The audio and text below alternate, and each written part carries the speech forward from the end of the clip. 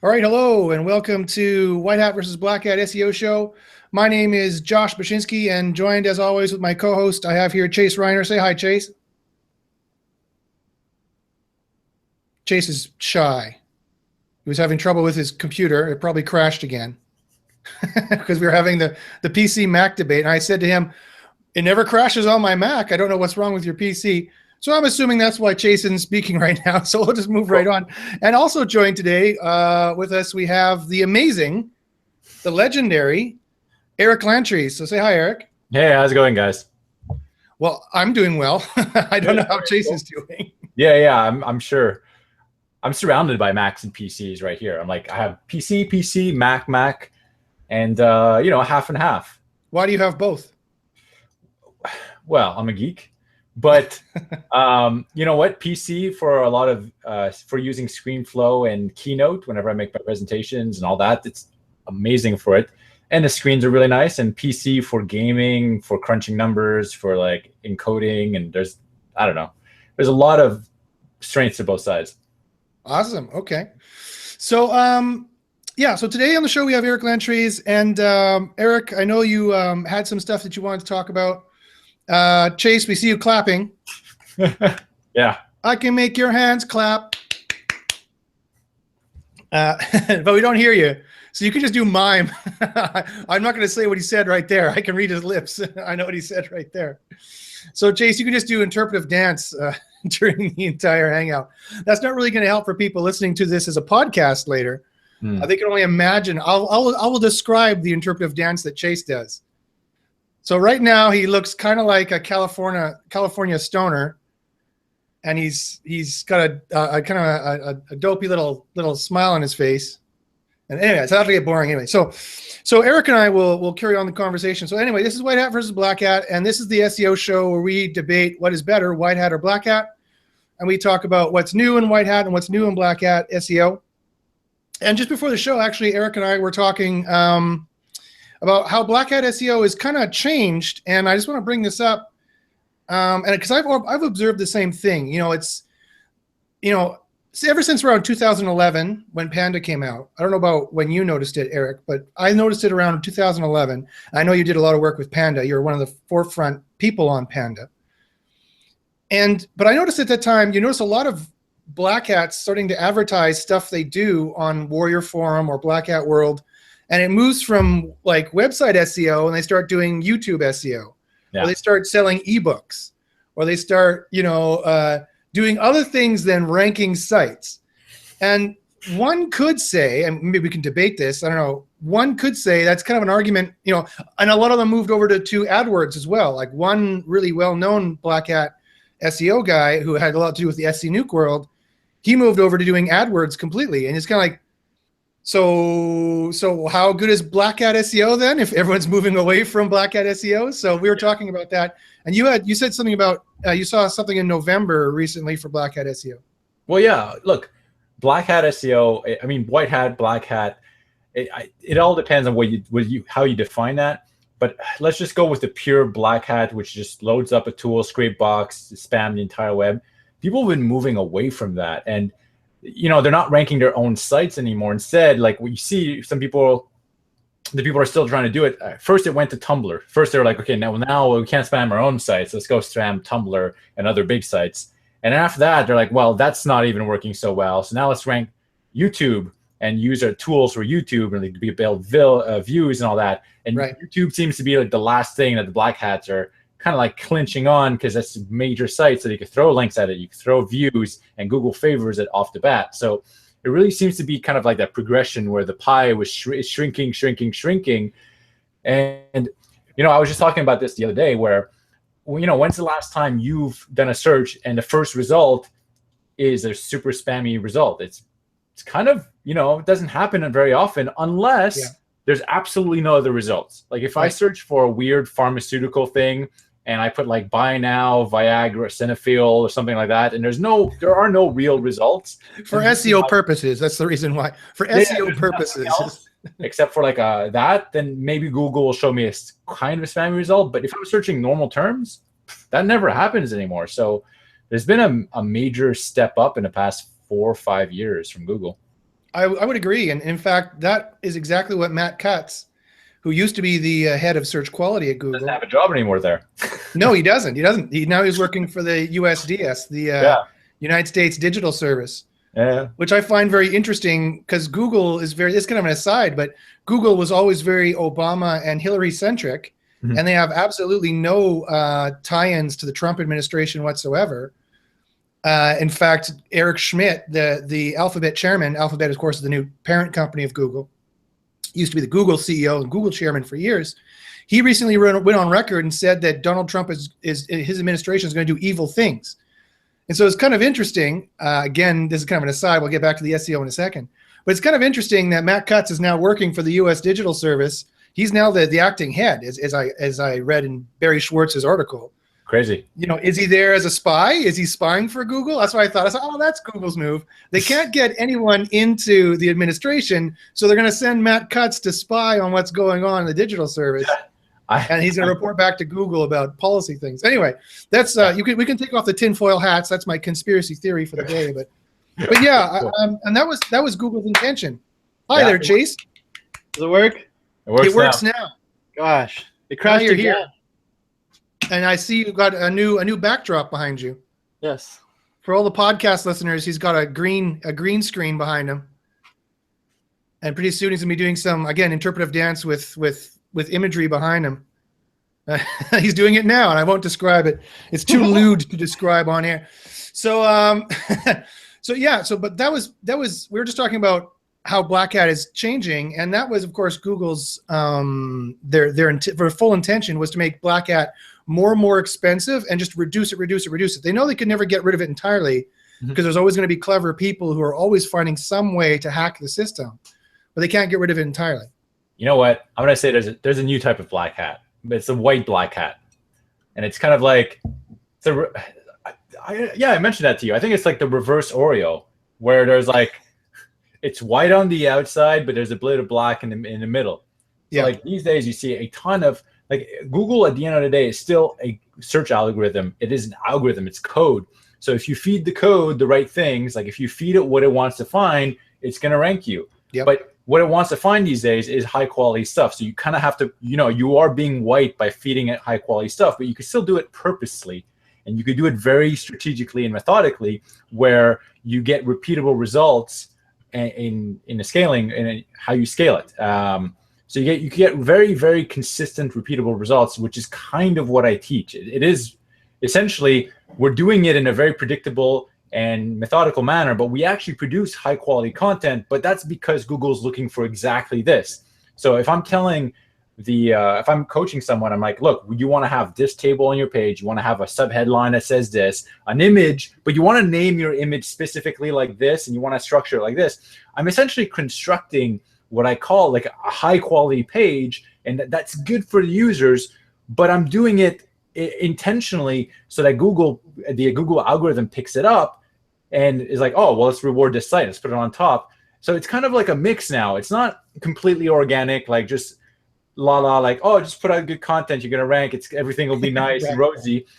But we're doing it with very specific intentions in mind. It's just that instead of spamming the entire web with millions of backlinks, now we're placing very specific backlinks on specific sites surrounded by specific content. It's changed, but kind of the essence, or like the strategic, methodical, step-by-step, this will lead to this result, is still there. And that's kind of, I think, what a lot of the people liked from Black Hat, where they really liked the push button like structure, like step 1, 2, 3, this gives this result. A tool. That's still there. Just want to use the tool.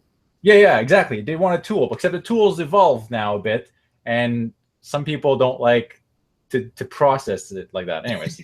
Now there's too many buttons. The tool's too hard to use. Yeah. So I guess it's not, and we always come down to this. So it's not really Black Hat versus White Hat so much as it's accidental SEO. Just put content out there and maybe it'll rank, versus purposeful SEO, which has always been what SEO is. Exactly. Yeah, exactly. It's a great way of putting it. Instead of kind of just doing things at random, you're doing it in a very structured and purposeful way, and then you get the results that come with that. Right. So we got right into the Black Hat versus White Hat debate, but I also want to talk a little bit about what's new in Black Hat and White Hat SEO. Sure. And I'll go first for White Hat SEO. So I've been listening to some John Mueller hangouts recently. Of course, that's what I do. I kind of listen to John Mueller and different Google employees, and I interpret, in my opinion, what they're saying. And so some really important stuff he talked about recently. So back on January 10th, so here's some new stuff. I'll go through the highlights.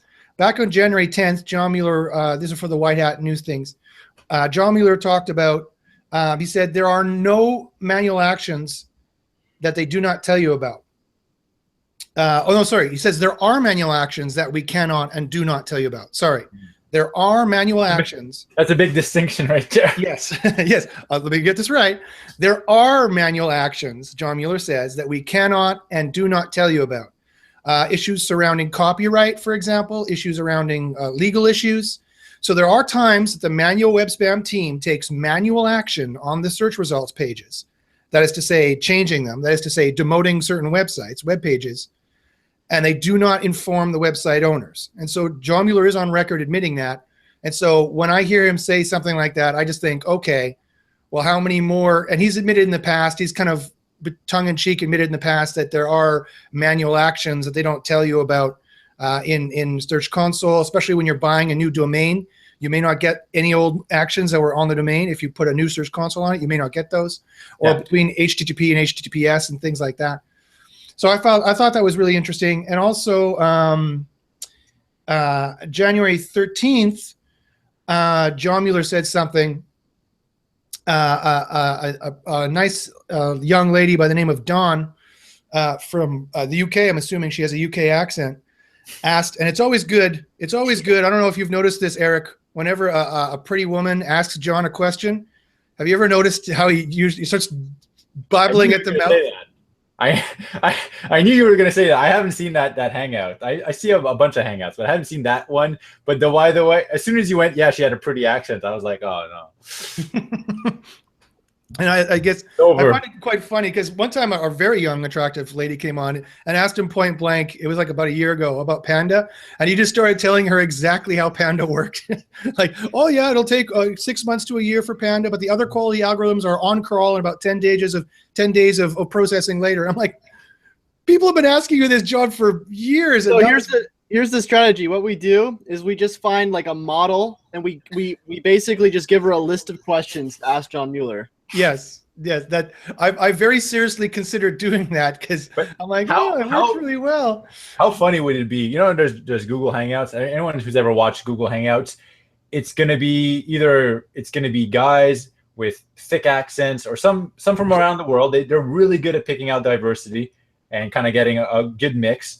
So I got to commend them with that. I saw one hangout there seemed to be like a 16-year-old Indian boy that I could barely understand. But anyways, imagine what a Google Hangout would be if it was all just like model-looking girls in the Well, for a long time, I know Chase does, and Eric, I know you do. We put out SEO videos on YouTube, and we get like 100, 200, 300,000 hits, stuff like that.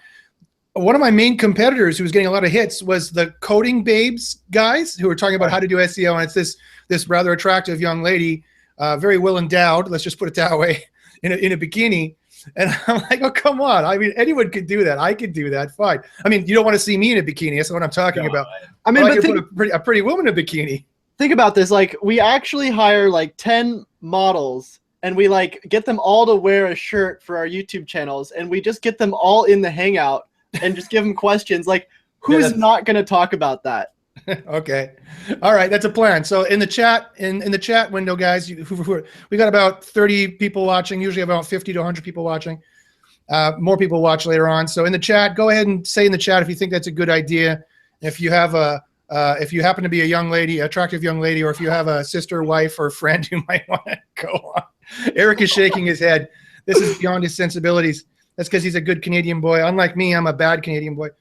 So anyway, I was saying, on January 13th, Dawn asked John Mueller a question regarding the SERP bounce, the theory that the click through from the bounce, the click through from the search engine results page to a page, and then the bounce back, the inevitable or eventual bounce back. Is that a ranking signal? And he fully admits they do look at that on an algorithm level. And he says they strip out all the noise and use what's left. He says it takes a while to settle down, and they wait until it settles down. And so, I mean, this to me just screams obvious admissions that they're using this as a ranking signal, even though they say they use it to train their algorithms. But he explains how they would do it. And anyone who says there's too much noise in that signal, he explains right here how they deal with it. They just wait for the signal to settle down, and they look for the obvious wins. They strip out all the noise. So they strip out all they can't tell if the user is satisfied. But when they can tell the user is quite satisfied, or they can tell when the user is quite dissatisfied, they count those as losses and those as wins. Comments? Well, yeah. Go ahead. I mean, you want to go ahead? I'll go after you. All right. Well, Google's been saying that. That's great. I love hearing these things because it's kind of the stuff I've said back in 2013 or so when I actually have presentations out where I specifically say exactly this. I'm like, look, you want to avoid the bounce back to Google. So if Google gives you a user and then you keep that user on your website, Google's like, oh, well, that must have been a good result. I'm going to give you more. And if the Google goes to your website and then goes immediately back to search again, then Google's like, well, that might have been not the best website to present because they're looking for more information. It's that obvious factor. But I think that was actually in one of the patents, and it's been tested and all that. So it's really cool to hear confirmations like that. Yeah, the 2012 Panda patent specifically talked about generating a quality score. And I'm quoting the patent, a quality score based on what a user does on a search and what they click after the search, and computing a quality score based on how satisfied they were and how well the search succeeded. But one of the cool things, like when he means by search, what I think Google means when they say this helps search form the search results is Google looks at the click-through rate and they look at the websites that you visit, and then it's going to adjust a ton of things that people don't even think about. For instance, if most searchers click on very recent postings, then Google's going to show more recent postings for that keyword. So if you're looking for President Obama, then it knows that you probably want for really fresh stuff. Like you want things that are like 1 day old or 2 day old. So the algorithm is going to tweak that search query based on what people are clicking. And who knows, maybe in 40 years, people won't want to know about things about like the algorithm will switch and it'll start showing to more historical things, because then they're going to want to see a Wikipedia about President Obama instead of like what happened last week. So I want to comment on this. Yeah, go ahead. So to that point, like I think the algorithms actually change for different queries. Like not like having actually different algorithms, but like different ranking signals. So for instance, like any post that's going to be about maybe like medical advice where, you know, people are going to likely be jumping in between articles, that's going to be something where it's like, okay, it would make sense for the bounce rates to be high, right? But I think maybe in that situation, what they're actually going to be looking at is, okay, maybe the bounce rates are high on all these pages, but what's the average time spent on page look like? Because there might be more interesting articles. So I think for each different type of search, there's going to be different types of ranking factors, like for instance, local, or whether it's be like e-commerce or products, or national-based queries or informational-based queries. There's all these different types of things based off user intent, which Google's getting really good at figuring out, which is, in my opinion, something that's pretty cool that's happening right now. Yeah, no, I agree with both of you guys. And Eric, you're completely right that not only is it's working on the personalization level, because actually in the same Hangout, John Mueller mentioned a little bit later that they even track your session in incognito and regarding personalization. But there is no personalization for incognito, which he also admitted. So I'm saying, well, thank you, John, because again, what else could that be other than clicks? You're obviously watching where they click and what they click, even in the incognito session, because there's nothing else. If there's no personalization, there's nothing else to track from personal interaction. Well, I've been doing it. Well, there's a few to interject there. They look at your IP. And they look at where you're coming from. So when you're in incognito mode, you're still getting kind of like a local bias, if that makes sense. Yes. Even in incognito mode. Maybe that's where he's kind of like talking about. But I've been doing a lot of tests with, fake manipulating the click-through rate and all that. And I think a lot of people, I'm sure you have tons of stuff to talk about. you know, if you're going in and you're manipulating, you're creating fake searches and fake clicks and fake things to try to like reward one site or try to give more time on site to one site, and anyways, stuff like that. Yeah.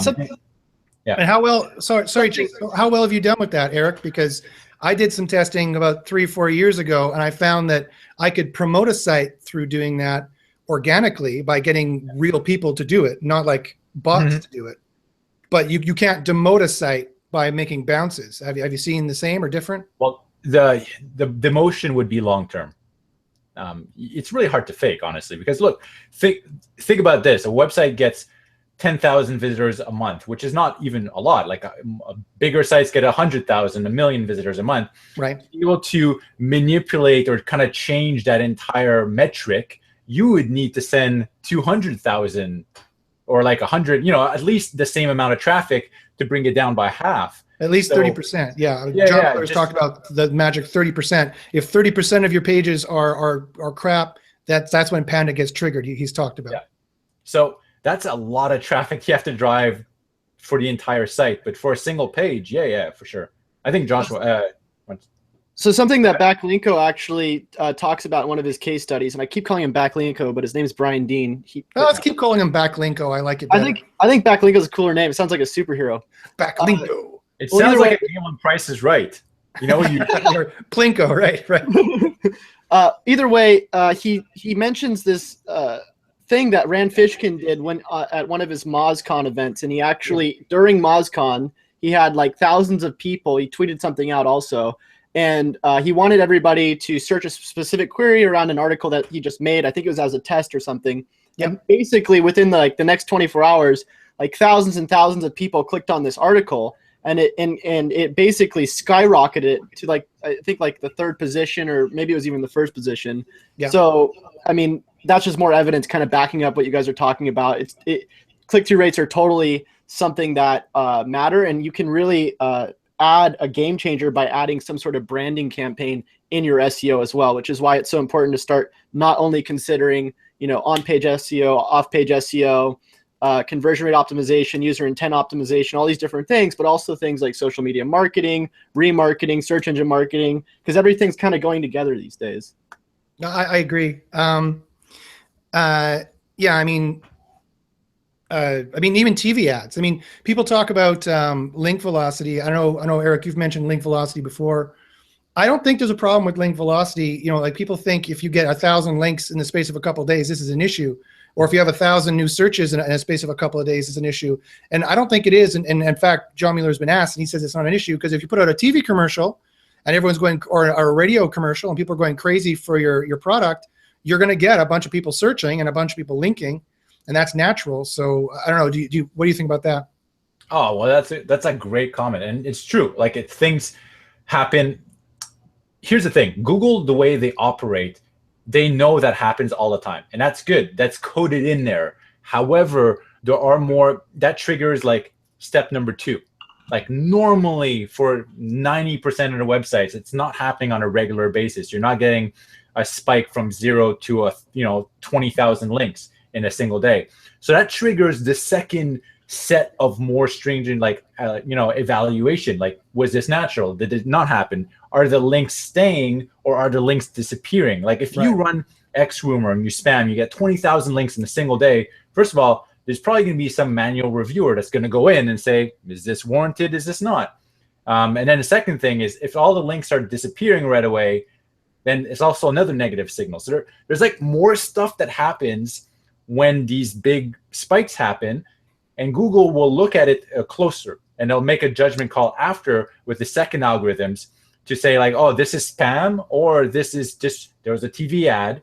And one of the ways that you could actually, I'm going to give you give the audience a secret. One of the ways you could actually help the algorithm is Google looks to see if you're in featured news. So if you're in the news, if you put out a press release, if you're trending on social media, if you're when what Google calls the Google news, and then Google will allow for a bigger velocity or link window to be open for you. So as soon as you're in the news, you get a window of time where you could build more links and get more traffic and get all these other things that are amazing, and Google's just going to let it by, no problem. I I also wouldn't be think surprised. There's a lot of cases where if you're in AdWords, you seem to get breaks as well. And a leak came out about a Google patent that personalization includes AdWords clicks as well. So if you have an AdWords spot in the top of the SERP and you're listing below, if they click your AdWords spot, then that personalization algorithm will boost up your organic ranking for those people as well. So I wouldn't be surprised if there's benefits for being a member. Yeah. there's also some cool things you can do to that too, Josh, where if you're doing search engine marketing and you put like the Google +1 button on your website when they hit it, and they hit the Google +1 button and they go back to the organic search results, it'll actually make your organic search results higher for them if they're signed into Google+. And one other thing about the 1,000 links or whatever the links influx was, I also think this is also another situation where it's one of those industry specific or niche specific subjects where, like, you know, if you're getting 1,000 links to a news article, that might look okay. If you're getting 1,000 links to a local business that hasn't had, you know, any links in the last, you know, 10 or whatever years of them being in business, then it's going to look really weird. So I think there's going to be certain situations where you can probably get away with it better than like other situations. And also we have 41 people in the chat. If we could get some likes, because we only have 11 likes, it'll help distribute our video to more people. Yeah, guys. Don't you know that liking is loving, or what? You got to think of some really good way to say that. You know, sharing is caring, liking is great, or something. I don't know. You think I do marketing or something for a living or something? I could think of a better thing to say. But okay, so let's get to the meat. Let's get to the meat of the matter then. All right. And debate what is better, Black Hat or White Hat SEO. We've talked around some Black Hat and White Hat stuff. I don't know. Does anyone want to go first? Does someone want to pick a side and say, I always go first, so I'm going to let someone else go first. If someone wants to pick a side, White Hat or Black Hat, and say what they think is better. Chase, you want to go? I see Chase is raising his hand. Yes, Chase, go. I was just going to comment on, in terms of Black Hat, what you can do is we talk about this a lot in our videos, is the social signal, hacking or automation through social. In terms of the links influx that we were just talking about, would you guys think by doing Black Hat social media through automation, through social signal hacking, that sort of thing, would that somehow also warrant a flag to Google that, wow, they just went up to 50,000 Facebook likes on this post in a day? Matt, I actually have some insider knowledge on that. I had a private conversation with Matt Cutts a few years ago, and he was complaining to me that they had to write spam algorithms for other people's networks. He complained to me that they had to write spam algorithms for Twitter and for Facebook. So yeah, I have it on pretty good authority that, yeah, they are writing algorithms to detect any kind of spamming on other people's networks because they have to use that as a signal, because not as many people are using links anymore. Mm-hmm. So they have to use shares as a signal. They have to do what people are doing. The majority of people are doing. And that's, I think, another good argument for why they're tracking clicks these days, is because that's what everyone you can reliably know they're going to do on the web. Twitter might go away. They may not tweet anymore. Some new thing may come in, but people are always going to ask for a search, go to a page, and either stop searching or keep searching. And so you can tell if they're satisfied or not. But there was a good question in there, Chase, that I think we can debate for White Hat versus Black Hat, which is, social media automated systems, the kind of systems that will post on RSS feeds, the kind of systems that will automatically tweet out and post on Facebook, any kind of blog post you do. Here's the question. 1, is that White Hat or Black Hat? And 2, is it good or bad? All right, let me answer that, or let me jump on that. Please. Mine as well. Well, look, first of all, I think the whole Black Hat, White Hat, I think you could associate with whatever side you want, but at the end of the day, it's becoming like what works. And I think that is becoming these days a lot more narrow. It's not necessarily, oh, I'm using a tool or I'm not using a tool, because you could use a tool like Hootsuite that schedules like social media posts, and that's going to be considered a White Hat, but it's also automation, right? It doesn't exactly. It becomes really like, it's becoming more just what works rather than like, oh, I'm doing it this way or this way. But the whole social media thing, Google's quick comment just for anyone who's listening. Google's search algorithm is very similar to the algorithm that they use to determine if social media networks are high quality or not. So the way Google ranks, let's say Google were to rank the pages on Twitter. Let's take Twitter as an example. They're going to rank, how there's organic listings from 1 to, I don't know, million or so. Well, if you were to do like a site colon Twitter, and you were to organize all those users, Google uses a very similar approach where they're essentially using their own internal search algorithm, and you're ranking all the users on Twitter. You're ranking all the users on Facebook, or you're ranking all the groups on Facebook. And they're using a very similar search algorithm where you could almost type site colon and then list all the members. You can't exactly do that, but you could almost do it. And you could if you had access to their entity database, because they're all entities in their Hummingbird entity database. Exactly. So but that's what I'm saying. But I don't think we could just go and access that. But what they're doing is they're basically ranking. Sorry, I said it's too bad we can't. Yeah. That'd be really cool. They're basically ranking it in a very similar manner, where it's not necessarily the fact that you have the most posts or the most users that are following you. But let's say Ashton Kutcher is following me on Twitter. My Twitter profile, therefore, has a lot more value than someone else that's a spammy profile, because they have the power, and the algorithm knows that this is an influential person. This person's profile has a lot of link juice, and that kind of associates it with me. And if, I think Conan O'Brien's following one single person on Twitter. I think he's the guy, and that one person that's being followed by Conan O'Brien automatically has a lot of reputation because Conan O'Brien's following them. So that's. Right. I have a question. Do you think that Google's algorithm is somehow interacting with any of the social media algorithms, like maybe through an API or something? Because I'm trying to figure out, like, with Facebook, they have certain things where if you do use Hootsuite, or you do use something other than their native post scheduling tool, there's actually like a small percentage that you lose on like your ranking benefit through like the social media optimization that you would be doing on your Facebook. So it's actually better to post natively than it is to be using a scheduling app. So do you think like somehow that can interact like maybe with Google's algorithm? Like, do you think they have some sort of treaty going on? Well, I could tell you on very good authority, or relatively accurately, that there's two networks that Google has. Well, first of all, they have a deal with Twitter that's open out there. Everyone knows that. And they own Google Plus. Yeah. Right. So they own Google Plus, and they have a deal with Twitter. Those are the two main networks where they have direct access. And YouTube, right? Direct access to the people in there.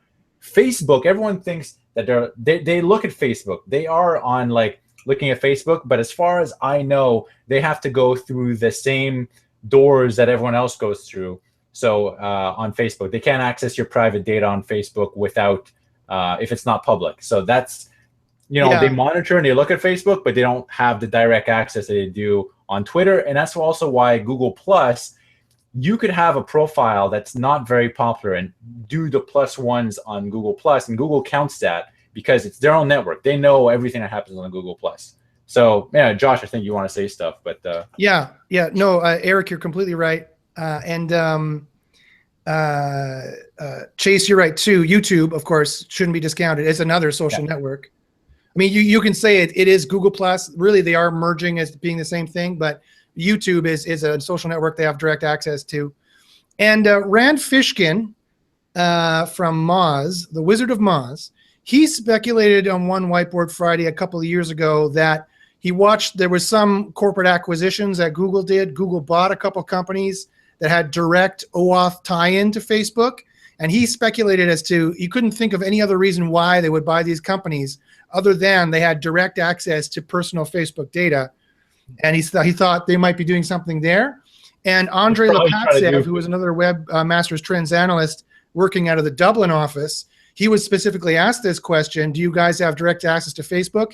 And he gave kind of a tongue-in-cheek answer, which was along the lines, I'm paraphrasing, but it was along the lines of, well, if we did, we'd never admit it, or we could never admit that we did. So does that mean they do or they don't, Well, Facebook and Google are competitors. Yes. Weird. No, they're not in a weird way. They just are. Facebook's trying to become the biggest advertising company, and they're trying to get everyone onto their ecosystem. And Google is, I think, the biggest advertising company. And There's a rivalry. It's like Apple and Microsoft. So yeah, they're very because close. Apple, of course, is better. How can they compare though? Because Facebook's not even close to a good search engine. I mean, they have the search that you can use, but it's awful. It's the money. It's the money. It's the advertisement. But I mean, how can they compare the two? Is what I'm saying. Like, how can Facebook, like, unless Facebook creates its own search engine, which they have that little bar, but it's terrible. But they don't need to. They don't need the search engine to display to the network, right? They have the news feed. They can display anything they want to the network. But that doesn't matter because that's not like people searching. That's just people scrolling through their news feeds or through other pages. I mean, it's not very convenient, is what I'm saying. True, it is different intent. So when you have keyword intent, that's somebody who's probably lower in the sales funnel or arguably, I don't know, maybe you guys would disagree, but if you have keyword intent, someone on Google is looking for something. They're on a quest. They're a little bit more engaged, as opposed to Facebook is almost like TV advertising. It's almost passive advertising where it's like subliminal. They just see it and maybe they're interested, maybe not, but they're not actively looking for something. Can you imagine though if Facebook's platform and Google's platform were to combine like the type of data that they could like start sharing with each other and like really start reaching people? Like, because you can do things with Facebook, like in terms of targeting, like some of the things that I've seen is insane. Yeah, no, Facebook knows everything about you, and they let you target it for Facebook ads. So does Google. Like, yeah, if anyone has an Android phone and is using Google Now or Google Now, it'll tell you. It knows where you are, and it's like, hey, do you want fries with that? Because you know the McDonald's right there. And it's like, well, you know, there's gonna be traffic on the way back. Your friend's coming home now, and we can get you fries, and there's a good deal near you. And I'm like, okay. And they're like, by the way, this also, you checked the game last night, and here's the scores. I'm like, oh man, like Eric, I actually set up a calendar for myself, like an update to remind myself to eat every day at 12 because I always forget because I'm always busy doing all these YouTube videos. And what's started to happen is that I'm getting reminded now that like here's the different places that you can go eat and how far away they are. And I didn't even ask for that. That's crazy. Yeah. So Google knows too. That's true. This is true. So getting back to our white hat versus black hat debate, I want to put a pin in this. So one, is it white hat or black hat? I mean, Google does not specifically say you can't auto post to social networks. It might be against the terms of service of that particular social network, but Google doesn't say you can't do it because they can't admit whether they're using it as a ranking signal and what out of it they're using as a ranking signal. I don't think it matters at all. Like, it doesn't matter if you do an automated post, it's amazing and people interact with it and people share it and people like talk about it and it's an awesome automated post. What if I create an automated post that I'm going to do a giant event? I'm going to jump off a building. I'm going to do something better. I don't know, a promotional charity event. And I'm doing it on the 26th. So I set up an automated post. So on the 26th, when I'm there and I can't post, it posts out for me. And this post goes live and it gets millions of shares and views. Who cares if it's an automated post or not? It's going to do the job, and all the ranking signals around that post are going to be there. But if you set up an automated post with like inspirational quotes that no one gives a shit about, and then they go out, then those won't perform. But it's not the way, you know, it's not if I use my iPhone or my Android that posted it. You know, that's not what the difference. I really believe that it's the impact and the way the post is received that does make makes a difference. Yeah, and the clicks you get, the clicks back to the website, I think are the biggest signal, quite frankly. I mean, I've seen some pretty crazy stuff too, where you can actually combine like Hootsuite and another program I think called like Social Pilot, and you can make with this other tool. There's like a bunch of tools involved, but you can make an RSS feed out of any like website or maybe something that doesn't have an RSS feed already, like maybe somebody's YouTube channel. And you can combine it into like this 3-step process with if this then that. And what will happen is you don't do anything. You're just sitting there with this Facebook page or multiple Facebook pages, and all of this stuff is feeding into the Facebook page, and you're sitting there and you never have to schedule anything. So it's getting crazy with what you can do in terms of automation. And like, I don't know. I mean, but that's the stuff that Google is not rewarding as much anymore or at all. That's actually, you got to be careful. You could do that, you know, with the latest algorithm update in November. That's kind of the things that, like, when Google looks at the profile. If the profile is an RSS feed profile and it's dedicated to RSS feed, it has no juice, it's just like a low quality thing, and it's just posting links, Google's not going to give you the rewards as if a celebrity posts about your site and a bunch of people go visit it. It's like that is what they're trying to change. So the whole if that then this networks that people are setting up, they're setting them up, and there's a lot of debate on if they work, if they're worth the benefit. Sometimes you're going to see like, oh, it's indexed. Cool, that's indexed. But the index doesn't mean it's ranking. Yeah. And there's a lot of people, there's a big distinction between index and ranking. And there's a lot of, sure, you can get things indexed, but is it going to rank a lot better? If you're just building crappy links off crappy profiles, you're not going to see the benefits that you want. And a lot of your efforts, you'd be better off going to these, there's websites where you could pay celebrities to post about you. You would be better off paying like $50 for a celebrity to actually post about you and get you some real traffic, real exposure, real people back to your website, than to spend $50 to buy one of these networks that's not going to do very much for you. So I'd rather get the real publicity than... This actually transitions into, in my opinion, the white hat side of things, what we're talking about. And I think the top two things for white hat, well, not the top two, but one of the, many things that you can be doing for white hat, one of, some of the best things you can do would be something called ego baiting and influencer outreach. So what you do is you find out a bunch about, Josh, he does karate, he plays guitar, 10 things you didn't know about SEO, Josh Bachynski. And then what you do is you make like an article or you do something and you reach out to him, and then you end up usually getting a reshare. And I know somebody who did this for the surfer, Bethany Hamilton, the girl who lost her arm surfing to a shark in Hawaii. Right. And they made just an image with a quote by her and then a picture of her. And it was just like a random agency that did this. But what happened is the Bethany Hamilton actually reshared the post, and it took the organic reach on Facebook from like, I think 200 people to over 1 million. And it just went viral instantly. So that's why I think you guys are right.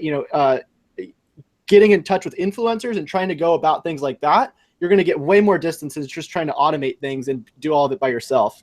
No, you're absolutely right. And so I guess we can dovetail this conversation into, again, it's not necessarily white hat versus black hat. It's kind of crap hat versus good hat SEO. But I'm going to say that actually the white hat that is black hat wins in the end. I declare the white hat that is black hat the winner. So that's the end of that segment. So moving right along, let's answer some questions on the chat here. I noticed there's a bunch of them. Someone asked, going wild. What was that? The chat is just going wild right now. It's gone buck wild. It's chat gone wild. They're flashing their chats all over the place. So someone asks, when is my Google documentary coming out? Well, thank you for asking, person who I might have paid to ask. No, I didn't pay anyone to ask. Right now, my sales agent is trying to sell the documentary to distribution networks. So we're approaching Netflix, we're approaching Hulu, we're approaching Sony, we're approaching all different kind of companies. And we're trying to sell it. If you know anyone who wants to buy a documentary and has a TV network, let me know. Or if they happen to be a VP at Netflix. And I'm going to try to sell it for about 3 months. If I can't do that, then I'm going to put it out on my own website. I'm going to get some Russian servers and host it like with the Pirate Bay or something, and make my own website so people can watch it. So that's what I'm going to do. The next question here is, and maybe Eric, maybe you have something to say on this, maybe you don't. He asks, do you think longer copy is better for SEO? Longer copy or shorter copy? Well, okay. If I'm just going to give you an answer, I'm going to say longer is safer, but it depends what you mean. Like you don't need to write 10,000 words to rank. In fact, writing 10,000 words sometimes it won't rank you as well. But if you're going, as a general rule, write above 1,000 words, just as a general rule, if you want to absolutely rank as well as you can.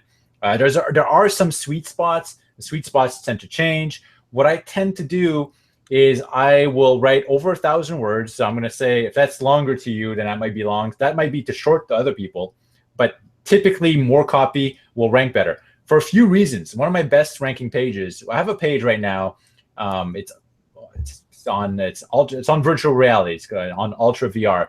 The page is about 3,000 words long, and it gets over 1,000 searches per day. That one page gets over 1,000 searches per day. And the reason for that is because that page is ranking for tons of terms, not just one, not just two. It's probably ranking for like 75 to 100 terms. And that's what you get when you're ranking, when you write big pages. So when you're writing copy, don't go for like, okay, well, I'm going to write for this one keyword and I'm going to write like the bare minimum.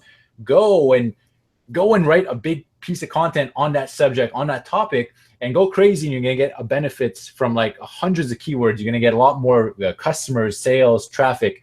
And it doesn't matter what you could be writing about like whey protein. You could be writing about cell phones. You could be writing about roof repair or whatever you want to write about. Just, the more you write, the more chances you're going to hit a keyword that someone's looking for. And Google tends to reward more content. Let's do a plot twist. 3 1,000-word articles or 1 3,000-word article? I would say it all depends on the searcher intent. Yeah. So if you have a reason to make 3 different pages for 3 different search phrases, then yeah, 3 different search phrases, 3 different pages. But otherwise, it all depends. As Eric says, it all depends on. Yeah. What's the rating of this show? Is it PG at least? By all means. Okay, cool. Would you rather bang 3 different chicks or 1 chick that you really like? Like, That's why I love Eric, because he's French Canadian and we're a dirty bunch of people. But if you think about it, like, how do you answer that? It really like in some instances it might be better but in a lot of other instances, in terms of work and in terms of effort, I would do the 3,000-word one. I'll tell you why. Because 1,000 words, that's just words on a page, but there's more that goes into getting a page that ranks. Remember at the beginning, I was just saying like, look, we want to give Google what works. And part of that is not only just having the words, but it's also the structure. It's also the formatting. It's also the imagery. It's also, once you have the thing up, you want to send it to different places. It's a lot more work to do that 3 times, to set it up 3 times, and to, it's like my girl example. It's a lot more work to go on 3 dates, meet 3 different people, interact, do all the chit chat, than just to, hit it off with one girl that you really like 3 times more. Like and then you just, hey, you want to go out? It also depends on what your goal is, right, Eric? Well, what does a conversion look like for you? The honorable goal is always going to be his goal. Oh God. Well, yes, if you want to go for drastically different keywords, then the 3-word and the 3 articles are better. But if you're going for money, if you're going for sales, if you're going for, attracting your customers and, profit at the end of the day, then I think you're going to get more ROI with creating one thing that's really good and then getting a lot of outreach out there. So I like the twist on the question. But if you want 3 different keywords, and I'm just thinking of the girl example, what do I want? Asian tonight, and I want Jamaican. And no, never mind. You want all the keywords at the same time. We got a comment from one of our viewers saying, "Why not invite them for a foursome?" Which I guess would okay. I'm translating into siloing. I'm dovetailing to this direction. Another question somebody asks is, and this is a really difficult. This is good. I get asked this all the time. Eric, you probably get asked this all the time. Chase, you probably get asked this on a regular basis, and it's actually really hard to answer. Or at least I think it is. Maybe you guys would disagree, but he asks DJ SGZ. Sorry, I don't know how to pronounce that because I'm white. I don't know what to do, but. What's the fastest way to improve rankings for our new website with 6 blog posts? Some of the pages are already ranking on page 2 to 3 of SERPs. Would adding more backlinks or content help? Okay. Well, yes. Like I'll let someone else start, but I do have an answer for that. Well, okay. So yeah, actually, I'll give an answer. We'll see if the same answer as you'll give, Eric, and maybe we can get into a debate or not. Doesn't matter. But I mean. I would say it really depends on what you're trying to do. And I would ask, how high quality are these blog posts already? Do people like them? Do they share them of their own volition? What's your bounce rate like? Are people being satisfied? I think that's more important than adding more content or more backlinks. But at the same time, well, yeah, you're going to need some backlinks. So if you don't have any backlinks, that's going to be a problem, probably, 1. And 2, 6 pages is not very big for a site. So yes, you'll probably need more pages, but again, it depends on what the topic is about. What do you think, Eric? All right. he's gone. Okay, like I'm gonna imply a few things, but if he's ranked, he has 6 pages up, and he's like on page 2, whatever. He went through those pages. He built those pages in the wrong way. I have a very simple process for starting a website and increasing traffic. That's actually the series that I was talking to you about. You know, I was like, oh, cool, some of my best stuff. When you start your first page on your first site, on the first page that goes there should get traffic. It should rank number 1. You should be able to get that out there. And if you didn't do that, then you've already started the process in the wrong way. Josh, I know you started a website at one point and you had a big open letter, and I think that was the first post on your page, right? Am I wrong? Yes, okay. It was. That was a great example. And actually, I cover that inside that, not that specific example, but that open letter format that is in my series. If anyone wants to watch my series, blatant plug right now, it's out for free. And I have a how to start your website and get a bazillion people going and ranking properly. But you want to start the right way. That is really what you want to do. You want to start the right way. And the way to start with the right way is the first piece of content that you put on your site needs to be attracting people. It needs to be attracting posts, links. And if you've already gone through 6 posts and you're just number 2, you're not doing it the right way. I would go back, or just you could start at number 7. It doesn't matter. But the next piece of content that you put out, you want to put out a piece of content that is going to do better than the previous 6.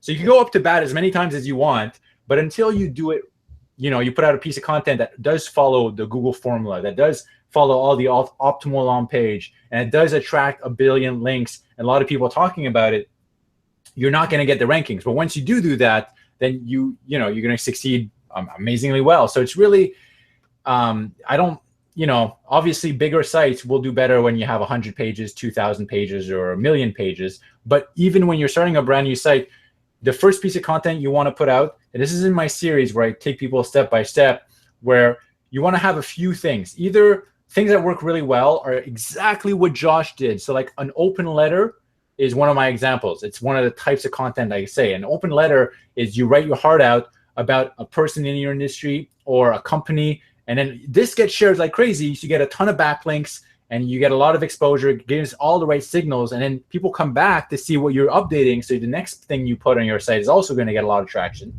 The second type that I'm just going to tell you the types right now. The second type that you might want to consider, one of my favorite ones are going to be guides. And guides, like what I did for Ultra VR, my virtual reality site, is I put a mega guide.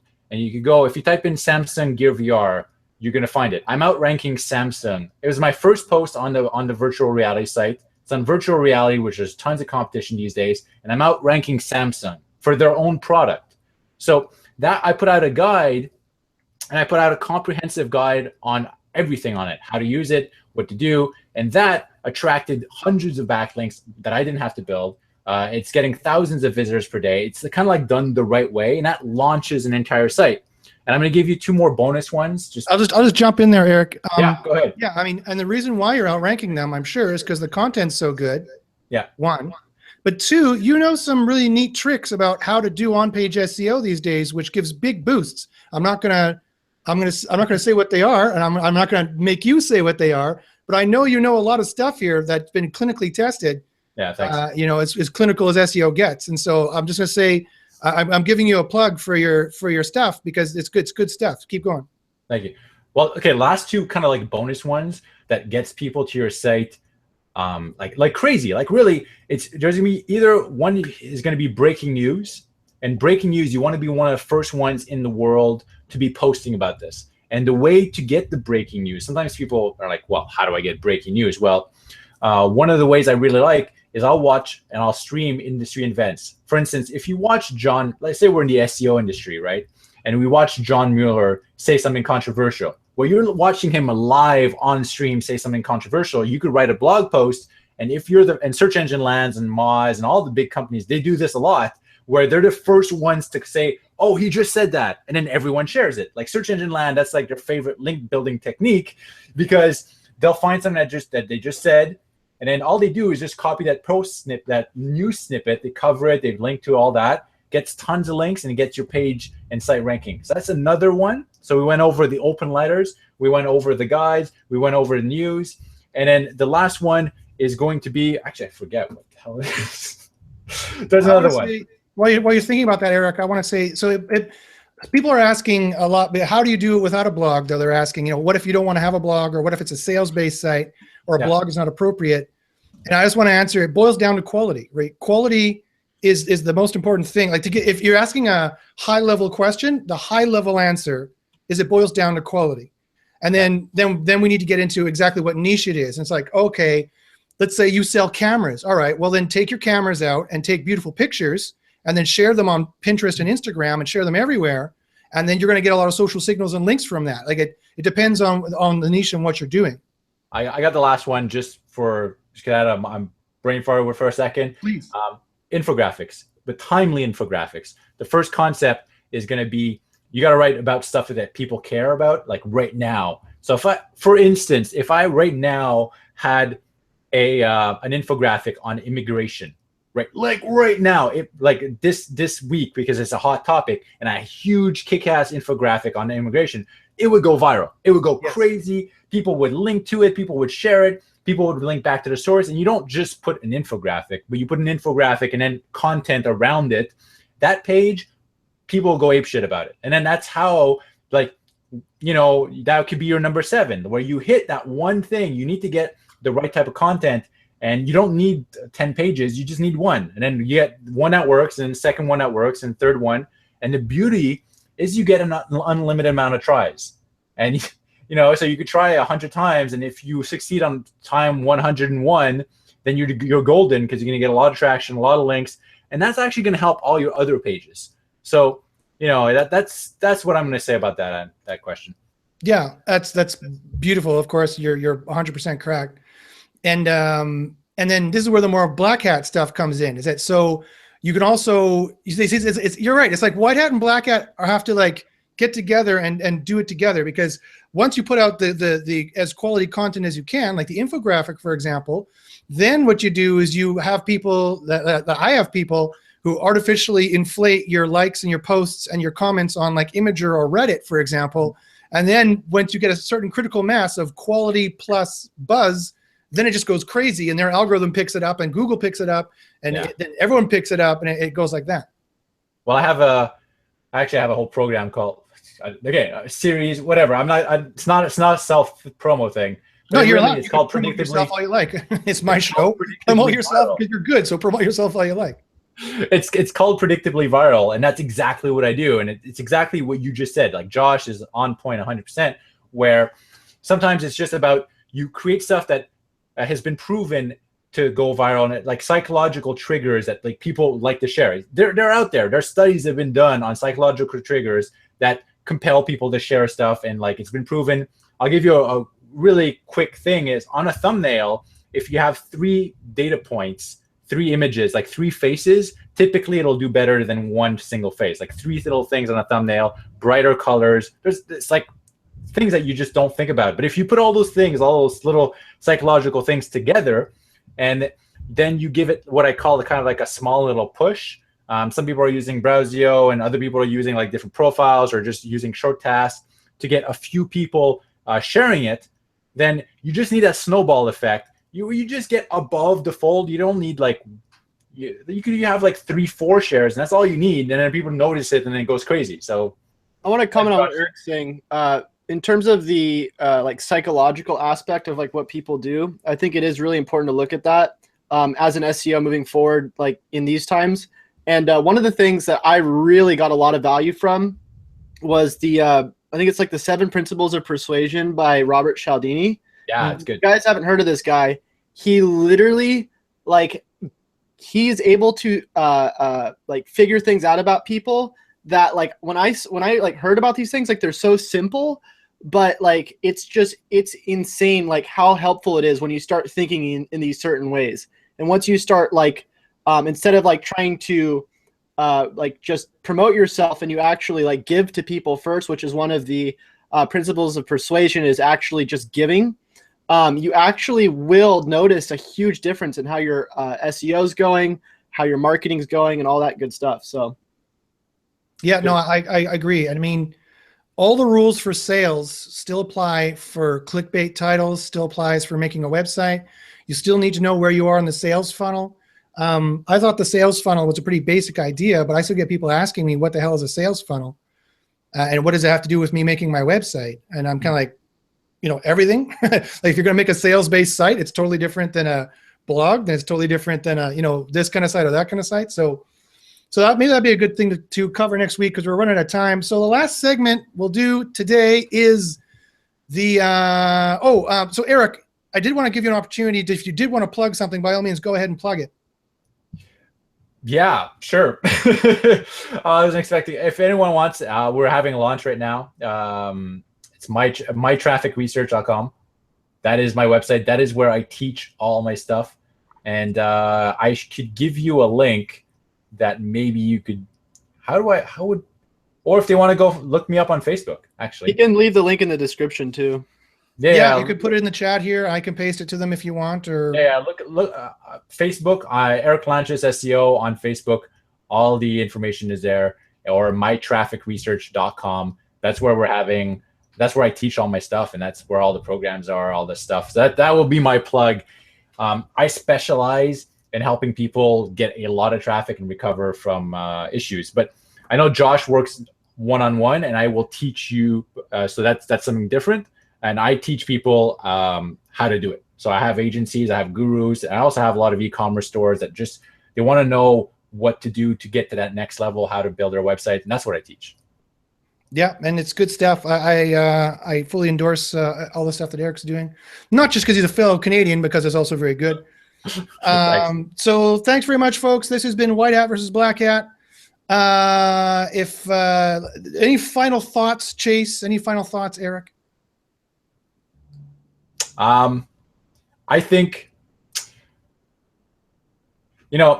this whole Black Hat, White Hat, I really appreciate your show. I think, honestly, moving forward, I really want to find like a new name for all this. If I had to finish with one thing, like, man, White Hat, Black Hat, I think it's so much more these days, and that the industry is shifting. We don't talk about this very much, but it's like Chase said, it's moving away from just pure SEO into like a whole marketing thing. And SEO has kind of a bad name sometimes, where people, because there have been so many scams, but in reality, we're really helping businesses. We are really, like, I spend days and weeks trying to come up with really, like how to help businesses grow, and how to help businesses grow, not just by using a black tool or whatever, or spamming the web, with real marketing campaigns, real marketing advice, how to structure your site so not only it ranks better, but it also sells better and converts better.